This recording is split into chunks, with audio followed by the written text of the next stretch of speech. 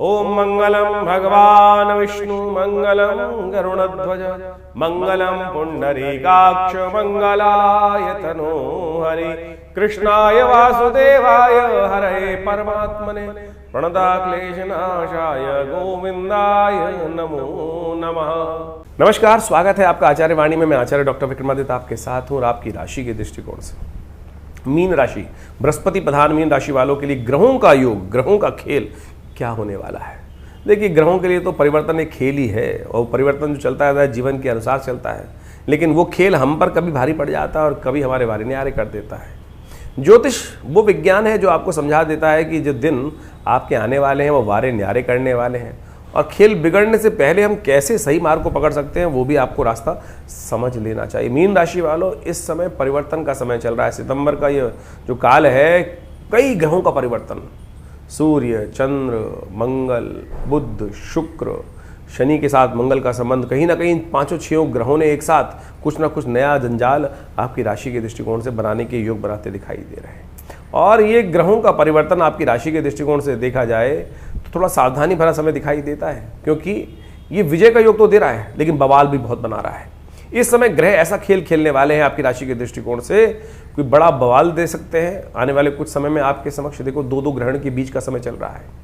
आपके ग्रह परिवर्तन, शुक्र परिवर्तन कर कर ऐसी जगह जा रहा है कि जैसे कोई ना कोई नया उपद्रवी आपके समक्ष आगे खड़े हो जाए। लेकिन जितना बड़ी समस्या होगी उतनी बढ़िया तरह से साफ भी आप जीत भी, विजय भी आप प्राप्त करते दिखाई दे रहे हैं। लेकिन ध्यान रखना पड़ेगा, मंगल जिस प्रकार का खेल इस वक्त आपके समक्ष रच के तैयार है, शनि मंगल का समसप्तक योग, फिर षडाष्टक योग भी इसे बनने वाला है। कोई ना कोई उपद्रव बना सकता है, तो आप भी कुछ ज़्यादा ही रेवोल्यूशन की तरफ जा रहे हैं। बिल्कुल ऐसी व्यवस्थाओं को मैं बिल्कुल ठीक सफाई करना चाहता हूँ। अरे नहीं भैया, ऐसा चल रहा है वैसे चलने दो, इस बात का ध्यान रखते हुए कार्य करें, क्योंकि कब आपके लिए अच्छा है, कब समय खराब है। क्योंकि आपकी मीन राशि में इस वक्त चल रही है 7.5 का मध्यकाल।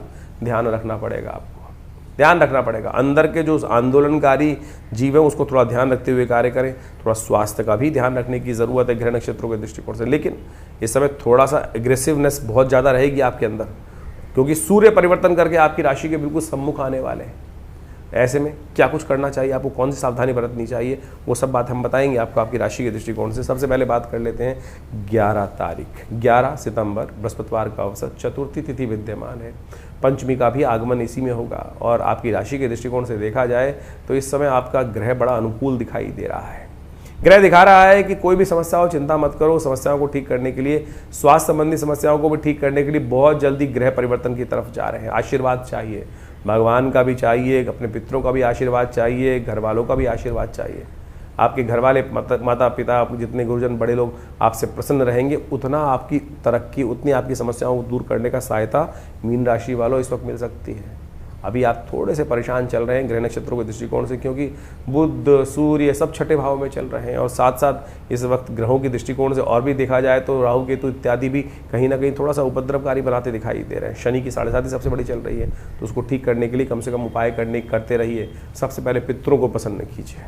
श्राद्ध चल रहे हैं, चतुर्थी और पंचमी का श्राद्ध इसी दिन किया जाएगा, तो क्योंकि दोनों मध्याह्न में अपनी पूरे उत्तर भारत के अंदर, पूरे भारत के अंदर ही समझ लीजिए कि इसी दिन रहेगा। क्योंकि जो मध्यकाल के अंदर दिवन, जो भारत संत के दृष्टिकोण से कहा जाता है कि मध्याह्न में अपनी ही तिथि श्राद्ध के लिए प्रशस्त है और मध्याह्न में अपनी 3 पहर तक मानी जाती है। 3 पहर तक के पहरों में चतुर्थी पंचमी दोनों योग बना रही है। अगले दिन पंचमी बनाएगी नहीं, तो इस समय भारत के दृष्टिकोण से तो विशेष तौर पर सबसे बढ़िया रहेगा कि पंचमी का श्राद्ध इसी दिन कर लीजिए। चतुर्थी पंचमी दोनों का श्राद्ध इसी दिन रहेगा, श्रद्धा के साथ करिए। उपाय के तौर पर आपको सबसे बढ़िया बताया, इस दिन ग्रहों के दृष्टिकोण से सबका आशीर्वाद लें। भोजन कराएंगे, श्राद्ध कराएंगे तो आशीर्वाद तो अवश्य मिल जाएगा, इस बात का ध्यान रखें। सर्वार्थ सिद्ध योग भी विद्यमान है इस दिन, नए कार्यों का आरंभ करने के लिए भी मुहूर्त है। अभी एक बात देख लीजिए, पंचांग कहता है सर्वार्थ सिद्ध योग बन रहा है। और वैसे जनमानस में एक प्रचलित भाव हो गया कि श्राद्धों में नया कार्य नहीं करना चाहिए। अरे आपके पूर्वज आपको आशीर्वाद देंगे यदि आप श्रद्धा का समर्पण रखेंगे। तो कहाँ से आ गया इस बात को नेगेटिविटी निकाल कर दी हम लोगों ने कि नई चीज़ें नहीं खरीदनी चाहिए। आपके पूर्वज आपकी तरक्की, आपकी घर की उन्नति को देख के प्रसन्न होंगे, रुष्ट नहीं होंगे। इस बात को हमें ध्यान रखना चाहिए। 12 तारीख शुक्रवार का अवसर, पंचमी तिथि विद्यमान है, लेकिन श्राद्ध षष्ठी का किया जाएगा, क्योंकि मध्याह्न व्यापनी षष्ठी इस दिन विद्यमान रहेगी। सीधा सीधा सिद्धांत है, इसमें कोई मन में भ्रम उत्पन्न करने की जरूरत नहीं है। ग्रह परिवर्तन की तरफ जा रहे हैं और उच्च के होने जा रहे हैं मन के स्वामी, और ये उच्च के होकर मन के स्वामी जो जाएंगे, ये कहीं ना कहीं पुरुषार्थ बढ़ाने के योग आपकी राशि के दृष्टिकोण से बनाते दिखाई देंगे। दिन आशीर्वाद का है, संसार में कार्य करने का, सरलता से कार्य करने का प्रयास करें। थोड़े जिद्दी है, अड़ियल हो रहे हैं आप, अड़ियल ना हो। शनि महाराज आपकी रंग राशि में चल रहे हैं, तो इन दिनों जो अड़ियल स्वभाव है उसको त्यागने का यथाउचित भाव से प्रयास करना चाहिए। आपकी राशि के दृष्टिकोण से थोड़ा अच्छा रहे, सुगंधी का इस्तेमाल करें, सुगंधी का गऊ का पूजन करें, आपके लिए अच्छा रहेगा। ग्रहों के परिवर्तन का योग बनेगा। 13 तारीख शुक्रवार शनिवार का अवसर है। उस दिन षष्ठी तिथि उदया तिथि के रूप में विद्यमान है, और भारत के दृष्टिकोण से देखा जाए तो सप्तमी अगले दिन तक नहीं मिलेगी, तो सप्तमी क्षय हो गई। सप्तमी का श्राद्ध इसी दिन किया जाएगा। ग्रह का परिवर्तन, एक बहुत महत्वपूर्ण ग्रह का परिवर्तन होने का योग बन रहा है। आपके सप्तम भाव में चलते हुए मंगल अष्टम भाव में जा रहे हैं। ये थोड़ी सी स्थिति आपको समझने वाली है। एक तो शनि मंगल का टकराव समाप्त हुआ, लेकिन शनि की साढ़ेसाती चलते हुए मंगल पूर्ण ताकत में आ गया, मंगल और ताकत में आ गया। आप थोड़ा अपनी अपनी जगह चलाते दिखाई देंगे, और हो सकता है कि आपकी अपनी अपनी जो है चलाना थोड़ा सा आप पे भारी पड़ जाए। ध्यान रखते हुए कार्य करें। आप आउट ऑफ द वे जाके परेशानी ना किसी की मूल लें, अपने कार्यों से कार्य रखने का प्रयास करें। इस बात का जरूर ध्यान रखने का प्रयास करें। शनि का उपाय बहुत ज़रूरी है, शनि स्तोत्र का पाठ करें। हनुमान जी का जितना स्तवन हो सकता है वो करने का प्रयास करें। मैं कहूँगा नित्यपति हनुमान चालीसा आप अवश्य करें, यह आपके लिए बहुत ज़रूरी है। इस समय यही उपाय सबसे श्रेष्ठ है आपकी राशि के दृष्टिकोण से। 14 तारीख रविवार का अवसर है। अष्टमी तिथि विद्यमान रहेगी। इस दिन अष्टमी तिथि के साथ साथ आप समझें ग्रह नक्षत्रों के दृष्टिकोण से योग जो बन रहा है वो बहुत विशेष है। इस दिन ग्रहों का परिवर्तन का योग होता दिखाई दे रहा है। ग्रह परिवर्तन की तरफ जाएंगे, लेकिन दिन आपके लिए ओवरऑल बहुत बढ़िया दिखाई देता है। चीज़ें आपकी प्रोग्रेसिव रहेंगी। थोड़ा स्वार्थी बनकर कार्य करने का प्रयास आपको पूरी तरह से करना चाहिए। आपके ग्रह मन पूरे बल में है, प्रबल ताकत में है, कोई दिक्कत नहीं है, और वो आपके लिए अच्छे योग बनाता दिखाई दे रहा है। बिल्कुल सन्निकट चल गए हैं चंद्रमा बृहस्पति के, तो ऐसे में ये योग आपके लिए ओवरऑल अच्छा ही दिखाई दे रहा है। बस कोशिश ये करें इस दिन गायत्री का सहारा लें। माँ भगवती वेद माता गायत्री के निमित्त यज्ञ करें, पूजन करें। हमने विवेकानंद योगाश्रम में इस दिन पितृ शांति महायज्ञ का सुंदर आयोजन गायत्री यज्ञ से किया है। अष्टमी का श्राद्ध इस दिन रहेगा। और एक और ग्रह का परिवर्तन होने के योग बन रहे हैं। शुक्र महाराज पंचम से निकलकर षष्ठ भाव में जाने के योग बना रहे हैं, और ये आपकी राशि के दृष्टिकोण से बहुत महत्वपूर्ण योग बना रहे हैं। लेकिन ध्यान रखना पड़ेगा, ये दो धारी तलवार का समय आ गया है। कुछ लोग ज़्यादा दोस्ती यारी में, व्यभिचार में, शुक्र तो है ही रसिक ग्रह, रास्ता में थोड़े ज़्यादा अपने आप को लिप्त कर सकते हैं। थोड़ा प्रेम संबंधित चीज़ें, थोड़ा सा विलासिता संबंधित चीज़ें जीवन में बढ़ सकती हैं, और श्राद्ध के समय में विलासिता निषेध है। इस बात का ध्यान रखें। शराब कबाब इन सब से दूरी बनाए रखने की बहुत ज़रूरी है, तभी आप अपनी जीवन यात्रा में विजय प्राप्त करने के योग बना पाएंगे। और यदि उसमें लिप्त हो गए तो कहीं ना कहीं फंस जाओगे। गलत ट्रैप में फंसने के योग आपके स्वयं के विचारों से बनता दिखाई दे रहा है। ध्यान रखना, बहुत ज़्यादा लोग कहीं ना कहीं किसी जाल में फंसाने का कार्य कर सकते हैं। एक फ़ोन आएगा कोई ना कोई कि भाई ऐसे ऐसे हम बोल रहे हैं, ऐसी चीज़ें ऐसी बन सकती हैं, कहीं ना कहीं गलती में फंस गए, किसी ट्रैप में फंस गए तो ध्यान रखना, कहीं ना कहीं नुकसान हो सकता है। इस वक्त आवश्यकता है थोड़ी सावधानी की। आपकी राशि के दृष्टिकोण से इस वक्त जो ग्रह आपके लिए सबसे श्रेष्ठ है वो हनुमान जी। हनुमान जी की जितनी आराधना करोगे बहुत बढ़िया रहेगा। वो आपको ध्यान रखते हुए कार्य करने की ज़रूरत है। हनुमान जी और देवता चित्तन धरहि, हनुमत से ही सर्व सुख करहि। इस बात का ध्यान रखें। हनुमान जी कृपा लें, बाकी सब ग्रहों को ठीक करना उनकी जिम्मेदारी है। 15 तारीख की बात कर लेते हैं। 15 तारीख सोमवार का अवसर, नौमी तिथि उस दिन विद्यमान है। सौभाग्यवती स्त्रियों का श्राद्ध उस दिन रहेगा। और सबसे बड़ा ग्रहों का परिवर्तन होने जा रहा है आपकी राशि के दृष्टिकोण से। आपके सूर्य के साथ जो चल रहे बुध महाराज जो है अस्त चल रखे हैं सूर्य ने, वो परिवर्तन कर कर अपने घर में आ रहे हैं। थोड़ी ताकत 50% तो ताकत गेन कर लेंगे अस्त अवस्था में आने के बावजूद भी, और चीज़ों को अच्छे से आप समझकर बहुत सारे बढ़िया कार्य करने के योग बनाते दिखाई दे रहे हैं। लेकिन अब भी एक समस्या यह है कि बुध थोड़ी कमज़ोर स्थिति में है, तो बुध को बढ़ाने का प्रयास करें। बहनों की सेवा जितना हो सके, बहन इत्यादि की कुछ सेवा करने का प्रयास करें। करीब स्त्रियों की सेवा करने का प्रयास करें। ये जितना बढ़िया आप करेंगे, बहन बुआ इन सब के साथ थोड़ा प्रेम संबंधी बात कर लीजिए। थोड़ी 2 मिनट फ़ोन करके बात कर लीजिए, किसी भी रूप से आशीर्वाद लेने का प्रयास कर लीजिए। जितनी बहन बुआ इत्यादि आपसे प्रसन्न रहेंगी, गऊ के निमित्त आप हरा चारा इत्यादि डालेंगे, उतना बढ़िया ये बुध आने वाले 20-25 दिन में आपके लिए राजयोग का निर्माण कर देगा। कर लीजिए, आपके हाथ में चीज़ें करोगे तो बहुत बढ़िया रहेंगी आपके लिए ग्रहों के दृष्टिकोण से। और श्राद्ध की बात चल रही तो नौमी का श्राद्ध इस दिन रहेगा। सौभाग्यवती स्त्रियों के श्राद्ध को इस दिन किया जाता है। 15 तारीख को सौभाग्यवती स्त्रियों के निमित्त श्राद्ध, नौमी का श्राद्ध जो होता है सौभाग्यवती स्त्रियों का के लिए श्राद्ध किया जाता है। बड़ी शास्त्र में अद्भुत कथा है, इस बात को हमें समझ लेना चाहिए। शास्त्रों के दृष्टिकोण से किसी भी व्यक्ति के श्राद्धों के निमित्त भोजन कराने के लिए हमारे यहाँ कहा गया है कि या तो ब्राह्मण को भोजन कराएं, गऊ के निमित्त भोजन ग्रास निकाल दें, साथ साथ कौवे के निमित्त भोजन निकालें, और साथ साथ कहा जाता है कि चींटियों के निमित्त, काक के निमित्त, कौवे के निमित्त, श्वान के निमित्त ये सब भोजन निकालने की व्यवस्थाएँ हैं, ये अवश्य डालनी चाहिए। और कहा जाता है कि बड़ी श्रद्धा के साथ भोजन को बनाएं, और उसके बाद भोजन को बनाने के बाद भिक्षुकों को भी साथ में व्यवस्था करनी चाहिए खाने की। जो गरीब लोग हैं, ज़रूरतमंद लोग हैं, उनके भी भोजन निकालने की व्यवस्था करनी चाहिए। शास्त्र में बड़ी अद्भुत कथा आती है कि महाराष्ट्र के एक सिद्ध संत हुए, वो भोजन कराने की सुंदर व्यवस्था कर रहे थे। अपने घर में श्राद्ध था और खूब अच्छे अच्छे पकवान बन रहे थे। श्राद्ध का समय चल रहा था, उनकी व्यवस्था थी, उनके पूर्वज का श्राद्ध था। बड़ी श्रद्धा से उन्होंने श्राद्ध का भोजन तैयार करवा रहे थे। अपने आंगन में बैठे हुए साधना कर रहे थे, मंत्र जप कर रहे थे, गायत्री का जप चल रहा था। लेकिन बाहर से कुछ छोटे गरीब बच्चे बाहर से जा रहे थे। उनके कान में उन बच्चों का वार्तालाप का शब्द पड़ा और उन्होंने उस बात को कहा, देखा कि बच्चे कहते हुए जा रहे हैं तो आज तो खाना बड़ा सुंदर सुंदर खुशबू आ रही है, यहाँ बहुत अच्छे अच्छे पकवान बने हुए हैं। तो छोटे बच्चे थे, जाते जाते निकल गए। जहाँ संत के कानों में जब वो शब्द पड़ा तो तुरंत उठे, मंत्र जब बीच में छोड़ा और बाहर निकल के आए और रोका उनको, अरे रुको। और सारा भोजन जो बना रखा था वो उन गरीब बच्चों को उन्होंने करा दिया। और उसके बाद दोबारा चौकी की व्यवस्था की गई, पुनः स्वच्छता की गई और पुनः अपने पूर्वजों के निमित्त ब्राह्मण भोजन कराने के लिए सब व्यवस्था की गई। शास्त्र में कथा आती है इस प्रकार से, बहुत सारी जनमानस में कथा है। जब उन्होंने वो कथा कराई, जब उन्होंने भोजन करा दिया, दोबारा भोजन कराया गया। लेकिन वो बात क्षेत्र के प्रबुद्ध जनों में पहुंच गई कि हमारे भोजन करने से पहले अब ये संत जी ने वो भोजन गरीबों को करा दिया और उन्होंने संपूर्ण रूप से तिरस्कार कर दिया कि अब हम आपके यहाँ भोजन नहीं करेंगे, आपको इसका पश्चाताप करना पड़ेगा।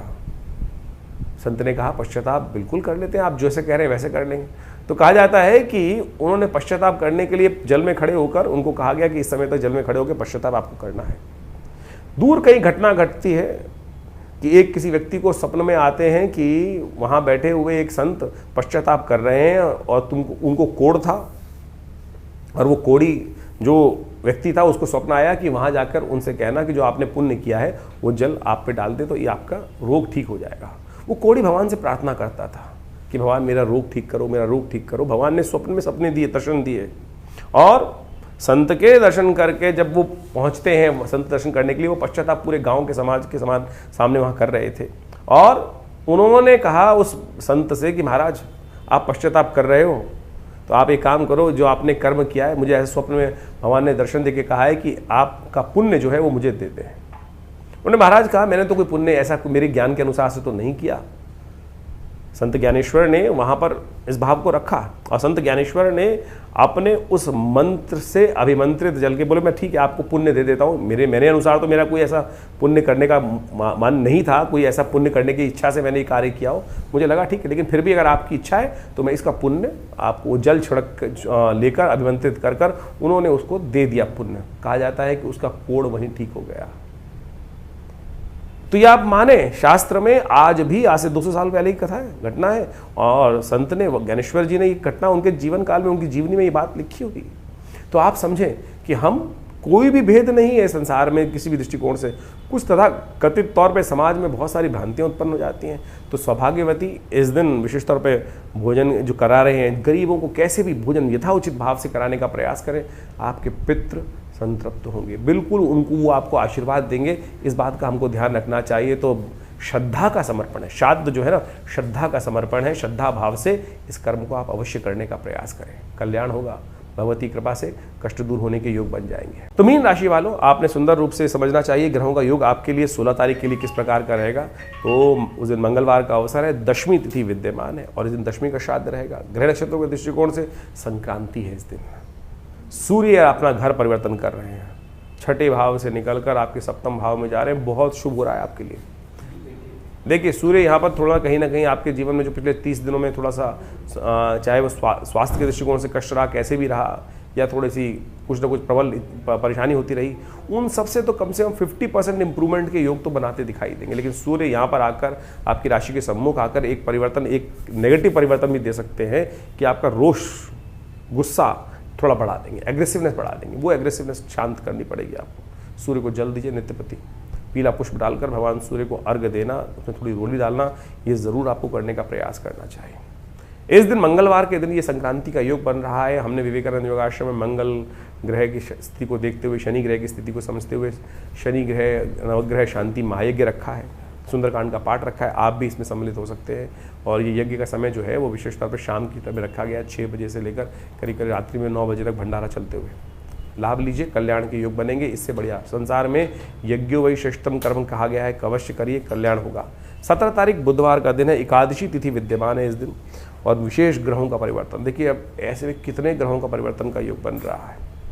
एक चंद्रमा ग्रह भी परिवर्तन कर आपकी राशि के दृष्टिकोण से बहुत बढ़िया योग। देखिए इस वक्त बुध अपने घर में चल रहे हैं, चंद्रमा अपने घर में चल रहे हैं, और साथ साथ बाकी सब ग्रहों ने इतना सुंदर योग आपकी राशि के दृष्टिकोण से बना रखा है।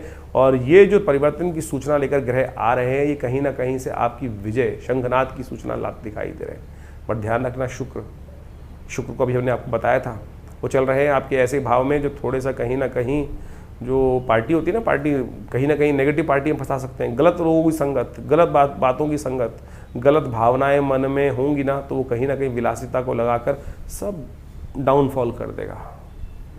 तो फिर सावधान रहें, गलत कार्य से बचते हुए कार्य करें, जो संसार में अच्छे कार्य हैं उसकी तरफ अग्रसित होने का प्रयास करें। एकादशी है, संयमित वैष्णव जीवन को करें। बाकी इशारे में हमने बहुत कुछ बोलने का प्रयास किया। इंदिरा एकादशी है, भगवान विष्णु का सुंदर स्तवन करें। हो सके तो शालिग्राम जी को पंचामृत अर्पित करके चरणामृत उनका ग्रहण करें। पंचामृत अर्पण करके चरणामृत ग्रहण करना है। वो चरणामृत जब बन जाएगा ना, अमृत बन जाएगा। अकाल मृत्युहरणम सर्वव्याधि विनाशनम विष्णु पादोदकम पित्वा पुनर्जन्म न विद्यते। इस दिन एकादशी का श्राद्ध भी है, तो भोजन तो नहीं कराया जाता, कच्चा भोजन का दान करा जाता है, उसी से पित्त तृप्त हो जाते हैं। कहा जाता है गऊ को इस दिन खूब अच्छे से एक पिंड बनाकर उसको सूंघ कर अपने पितरों का ध्यान करके गऊ को खिला देना चाहिए। पितृ तृप्त होते हैं और बिल्कुल संतुष्टि प्राप्त होती है। श्वान इत्यादि, कौवा, काक इत्यादि, चींटी इत्यादि, भिक्षुक इत्यादि को जो भी आप दान पुण्य करेंगे वो सब पितरों को शांति देने के सुंदर योग बनाएगा। अवश्य करना चाहिए। बहुत सारे लोगों ने भ्रांति पाल रखी है, हम तो यहाँ कराए, हम तो वहाँ कराए, हमको तो ये नहीं करना चाहिए, हम गया में जाके श्राद्ध कराए, हम हरिद्वार में जाके श्राद्ध कराए। अनेक तीर्थों का नाम लेकर लोग व्हाट्सएप में मैसेज डालते हैं कि हमको क्यों करना चाहिए। पितर आपके भी थे भाई, उनके बिना, उनके कारण से हमें जीवन प्राप्त हुआ। और सोचें, शास्त्र में कहा गया बड़े भाग्य मानुष तन पावा। जिन पितरों के कारण से हमको ये जीवन प्राप्त हो रहा है, क्या हमारे पास उनके लिए कुछ समय नहीं है? तो इस बात का ध्यान रखते हुए कार्य करेंगे तो अच्छा रहेगा आपकी राशि के दृष्टिकोण से। 18 तारीख गुरुवार का अवसर, द्वादशी तिथि विद्यमान है, और इस दिन ग्रह नक्षत्रों के दृष्टिकोण से द्वादशी का श्राद्ध भी रहेगा। और साथ साथ देखिए बड़ा परिवर्तन होकर चुका है, सबसे ज़्यादा ग्रह परिवर्तन की तरफ चले गए हैं। और साथ साथ 2 ग्रहणों के बीच में ये काल चल रहा है। संसार के लिए ये समय प्रलयंकारी है, विध्वंसकारी है। इसका प्रभाव आने वाले 20-30 दिनों में, 40 दिनों में आपके सबके समक्ष रह सकता है।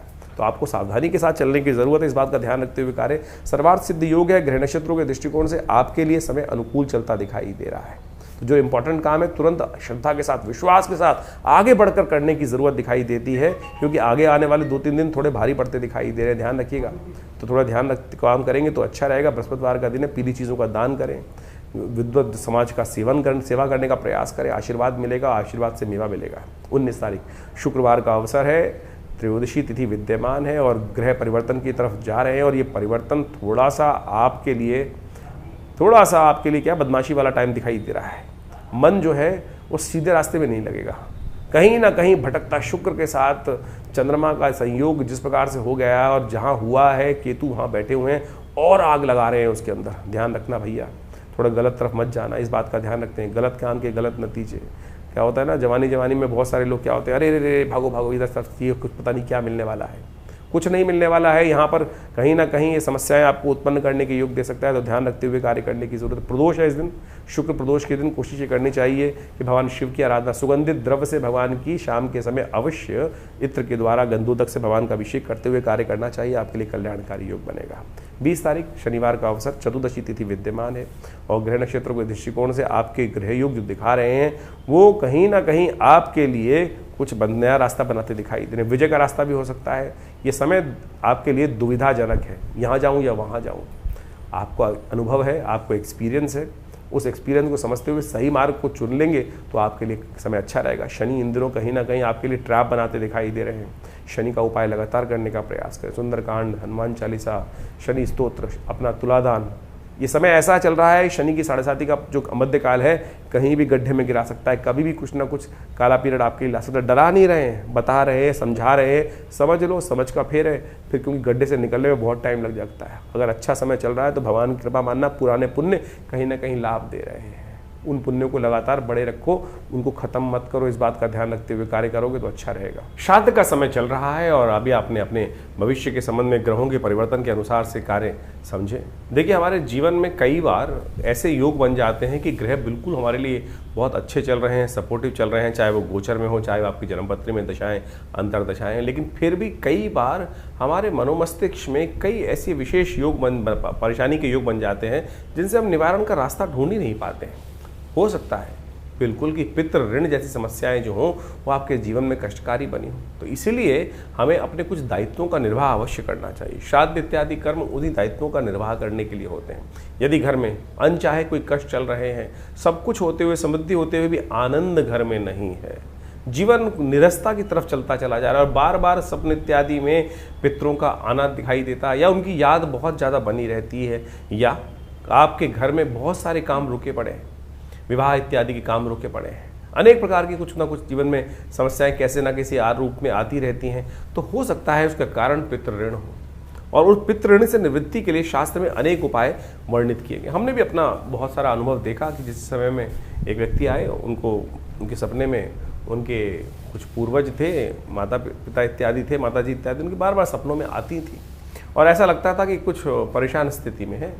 वो हमारे आश्रम पे आए और हमने उनका जो भी शास्त्र के दृष्टिकोण से अनुष्ठान हो सकता है वो अवश्य कराने का रास्ता बनाया। गायत्री ऐसे में सबसे श्रेष्ठ कहा जाता है कि गायत्री का 1.25 लाख जो यदि यज्ञात्मक तौर पे करा दिया जाए तो पितृ निवृत्ति से, ऋण से निवृत्ति के योग बन जाते हैं।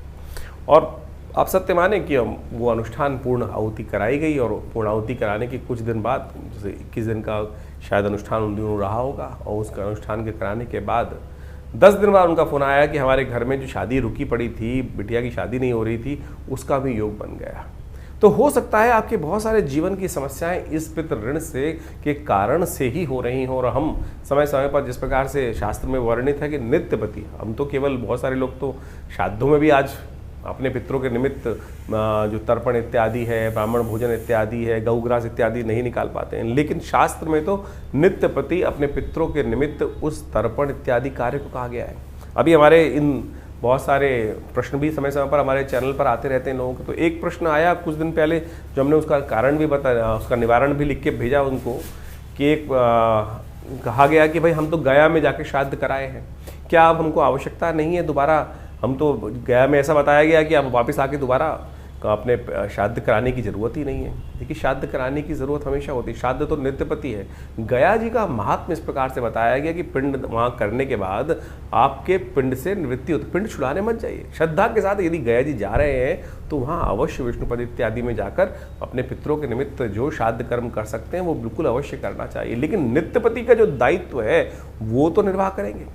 और बहुत सारे लोग बोल देते हैं कि पितरों की वो विशेष तौर पर क्या है कि उनका पुनर्जन्म हो गया होगा। शास्त्र में वर्णित है कि 3 पीढ़ी तक हर व्यक्ति को अपने पिता, मतलब ज्येष्ठ पिता और उनके परपिता, वहाँ इन सब का श्राद्ध इत्यादि, माता इत्यादि का श्राद्ध इसी प्रकार से 3 पीढ़ी तक अवश्य करना चाहिए, चाहे बड़े हैं चाहे छोटे हैं, चाहे वो किसी भी। बहुत सारे लोग कहते हैं हमारे बड़े भाई कर लेंगे या भाई कर लेंगे, स्त्रियां नहीं करती हैं अपने माता पिता का जो जाने के बाद। अरे आपको अवश्य करना चाहिए, कोई भी कर सकता है। शास्त्र प्रमाण करते हैं इस बात को कि स्त्री भेद का कोई इसमें वो नहीं है, स्त्री पुरुष का कोई भेद नहीं है, और इस बात को हमको अच्छे से यथाउचित भाव से करने का प्रयास करना चाहिए। ब्राह्मण भोजन करा दीजिए, सबसे श्रेष्ठ शास्त्र में वर्णित है। गऊ को ग्रास निकाल दीजिए, ब्राह्मण नहीं मिल रहे हैं तो गऊ को, गरीबों को भोजन करा दीजिए। चींटी इत्यादि, श्वान इत्यादि, इन सब की जो बलि व्यवस्था दी गई है वो अवश्य कराने का प्रयास। बलविश्वदेव महायज्ञ के अनुसार से शास्त्र के दृष्टिकोण से बहुत सारी चीज़ें बताई गई हैं कि हमें 5 जो है उनको, ब्राह्मण को, गऊ को, श्वान को, काक को, चींटियों को, इन सबको अवश्य यथाउचित भाव से अपने पितरों के निमित्त भोजन का अवश्य व्यवस्था करने का प्रयास करना चाहिए। और इससे आप सत्य माने कि पितरों के प्रति जो ऋण है वो निवृत्ति होती ही है, और उसमें कोई बहुत ज़्यादा खर्चा करने की ज़रूरत नहीं है, अपनी श्रद्धा के अनुसार से आप जैसी सामर्थ्य। और एक बात और ध्यान रखें कि यदि आप पितृ के निमित्त श्राद्ध इत्यादि कार्य कर रहे हैं, बाई चांस किसी के पास कुछ धन अभाव है, वो बाहर से उधार पकड़कर इस प्रकार की व्यवस्था बनाने का प्रयास करता है कि भाई उधार पैसे से नहीं, उधार लिया हुए पैसे से यदि पितृ कर्म इत्यादि श्राद्ध इत्यादि कर रहे हैं तो वो पितरों को नहीं लगेगा, उससे तो और ज़्यादा उनको कष्ट होगा। तो जितनी अपनी सामर्थ्य, जितनी अपनी इच्छा है, जितनी हमारी व्यवस्थाएं हैं, उसके अनुसार से हमें ये कार्य अवश्य करने का प्रयास करना चाहिए। हमने आपको बताया कि नित्यपति कौन सी तिथि में कौन सा श्राद्ध बन रहा है, उसके निमित्त अवश्य कार्य करने का प्रयास करें। देखिएगा उससे मन में कहीं ना कहीं संतुष्टि उत्पन्न होने का योग बनेगा। मन में कहीं ना कहीं जो भार है, जो जीवन में या परिवार में किसी भी कारण से बहुत सारे कष्ट चलते रहते हैं, ग्रहों के कारण से और बहुत सारे और कारण से, उन सबसे कहीं ना कहीं, और सबसे श्रेष्ठ कार्य ये कार्य अवश्य करें, यज्ञ इत्यादि करें, गायत्री का जप मानसिक तौर पर कर लें, और हो सके तो गायत्री का यज्ञ भी कर लें। तर्पण नित्यपति विधि जो शास्त्र में वर्णित है उसके अनुसार से किसी योग्य ब्राह्मण के द्वारा, पंडित जी के द्वारा अवश्य कराने का प्रयास करें। उससे क्या होगा कि पितरों को शांति प्राप्त होगी, पुत्र शांत रहेंगे तो क्या होगा, उनकी प्रसन्नता रहेगी और उनका आशीर्वाद। देखिए पितृ तो आपसे हमेशा प्रसन्न है, पितृ रुष्ट कभी नहीं होती। कहने की बात है कि पितृ रुष्ट हो गए, ये ऋण है जो वो ना चाहकर भी आप पर चढ़ जाता है। पितृ नहीं चाहते हैं, आप ये सोचें कि हमारे माता पिता तो सदा हमारा कल्याण ही सोचते हैं। वो क्या संतान होगी जो ये सोचे कि माता पिता हमारा अनिष्ट चाहते हैं। माता पिता वो तत्व है कि जो सोते जागते उठते बैठते हमेशा कहीं ना कहीं मन के, बाह्य क्रोध दिखाई दे सकता है, बहुत सारे संसार में लोग होते हैं, लेकिन अंतःकरण की जो बात है वास्तविक तौर पे वो ऐसा संबंध है कि वो सदा हमारा कल्याण ही चाहेंगे। तो इसी प्रकार से दिवंगत होने के बाद भी पितृ हमारा कल्याण ही चाहते हैं। तो हम यदि केवल इतना सा कर लें कि थोड़ा सा एक लोटा जल लेकर उसमें थोड़े से तिल डालकर इस पितृ तीर्थ से उनके निमित्त हर रोज क्या करना है, तर्पण। तस्मयी सुधा, यदि स्त्री है तो तस्मयी सुधा, तस्मयी सुधा, पुरुष है तो तस्मयी सुधा, तस्मयी सुधा, स्त्री है तो तस्सई सुधा, तस्सई सुधा, तस्सई सुधा। ये स्वधा नाम की जो देवी का प्रादुर्भाव इसीलिए किया गया था कि जो हमारे पितरों तक जो हम जल इत्यादि देते हैं वो पहुंचाए। इतना सा कर्म भी करोगे ना, जैसे देवताओं को जल तो आप उंगलियों के अग्रभाग से देते हो, पितरों के निमित्त इस पितृ तीर्थ, अंगूठा और पहली उंगली के बीच में से ये जो तीर्थ है, पितृ तीर्थ के निमित्त उनको नित्यपति लोटा थोड़ा सा टेढ़ा करके इस प्रकार से डाल दीजिए। क्या लगता है आपका, इतना सा कर्म ही जो है वो पितृ ऋण से निवृत्ति दे सकता है आपको। और बाकी तो शास्त्र में अनेक विधान उपस्थित है, श्रीमद् भागवत का सप्ताह इत्यादि, वो सब चीज़ें जो भी आप अपनी श्रद्धा के अनुसार से करें तो वो सबका सब कहीं ना कहीं आपके लिए कल्याण का माध्यम बन सकता है। तो ये श्राद्ध के जो कर्म हैं, और आजकल हम बाह्य रूप में ज़्यादा लग गए हैं। श्राद्ध के समय में बहुत सारे लोगों ने भ्रांति बना ली कि नई गाड़ी नहीं खरीदा, नए वस्त्र नहीं पहनना, नई चीज़ें नहीं बनाने।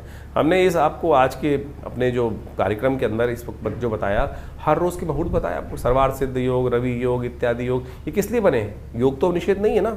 तो आपकी कोई नई चीज़ लाने से आपके पितृ कतई रुष्ट नहीं होने वाले भाई, इस बात को हम समझ लें।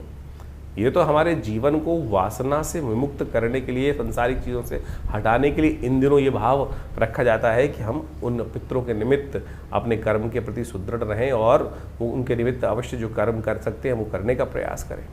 बाकी जीवन की जो दिनचर्या है वो तो जैसे चलती है वैसे ही चलती रहेगी। तो इसलिए हमने कहा कि मुहूर्त करने में कोई निषेध नहीं, आपकी नई गाड़ी लाने में, श्राद्ध इत्यादि कर्म में कोई निषेध नहीं है।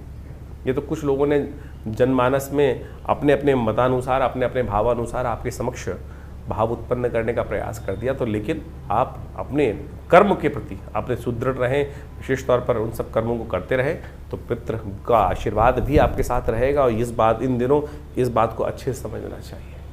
तो इससे आपके जीवन में रास्ता बहुत बढ़िया बनने वाला है। तो हमने आश्रम में व्यवस्था करी है।